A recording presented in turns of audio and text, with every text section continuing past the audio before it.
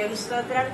మరి కోటేశ్వరరావు గారు వాళ్ళ అమ్మగారి దగ్గరికి వెళ్ళి రోజు నేను వాక్యం చెప్పి మరి బాప్టిజం తీసుకున్నాను. మన పనిలోకి వెళ్తాను, లేకపోతే మొత్తం లేకపోతే మన పనిలోకి వెళ్ళమని ఆవిడ కొంచెం వాక్యం చెప్పి బలపరిచినప్పుడు వాళ్ళందరూ తీసుకున్నారని వీళ్ళిద్దరే ఉన్నారు. వాళ్ళిద్దరు కూడా ఇక్కడికి రావడానికి మరి బాప్టిజం తీసుకోవడం కూడా దేవుడు సహాయం చేశాడు. దేవుని స్తోత్రం. పోయిన శుక్రవారం కూడా చాలా బలహీనత కలిగింది. నడవలేని స్థితి నాకు కలిగినప్పుడు మా సహోదరు తీసుకెళ్ళాను. నేను కొన్ని గృహాలు దర్శించి కంటంపల్లి చాలా దూరం ఆయన నడుచుకుంటూ వెళ్ళి దేవుడిని వాక్యం చెప్పి బలపరిచేస్తాం. దేవుని స్తోత్రం.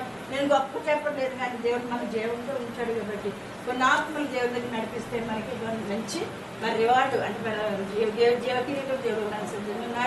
దేవుని స్తోత్రాలు. ముఖ్యంగా మన 3 దినాలు మనం ఉపవాస ప్రార్థన జరిగాయి కదండి. లక్షవారం చాలా బాగా పాటలు పాడి దేవుని స్థుతించాను.